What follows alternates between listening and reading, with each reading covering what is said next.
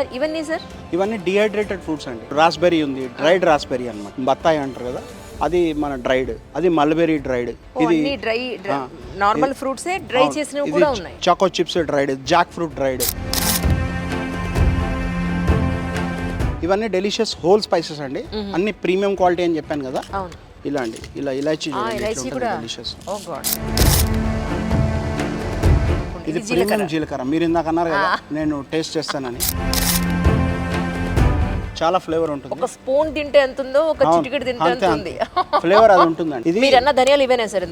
ఇందాక చెప్పాను కదా మేడం, రామ్గంజ్ మండి అని. ఆ ధనియాలండి మీరు చేతిలో వేసుకొని ఇట్లా రబ్ చేయండి. రబ్ చేసి స్మెల్ చూడండి. ఎస్పెషల్లీ రామ్గంజ్ మండి ధనియాలు, మీకు ఆ క్వాలిటీ డిఫరెంట్ తెలిసిపోతుంది. నేను ఇంకొకటి అప్రిషియేట్ చేయాలి సార్, ఇది జనరల్ గా బయట మార్కెట్ లో దొరకదు. అంటే కర్ణాటకలో ఎక్కువ వాడతారు. బ్యాడిగి మిర్చి. ఎగ్జాక్ట్లీ. ఇది అస్సలు కడుపులో మంటలు కానీ ఇలాంటివి ఏమీ రావన్నమాట. బ్యాడిగి చిల్లీలో కమ్మదనం ఉంటుంది, కలర్ ఉంటుంది. మన గుంటూరు చిల్లీలో కారం ఉంటుంది. సో జనరల్ గా బ్లెండ్ చేస్తూ ఉంటారు. అంటే కొంతమంది ఇదే వాడతారు, వాళ్ళ కలర్ మంచి రావాలా, కమ్మగా ఉండాలి.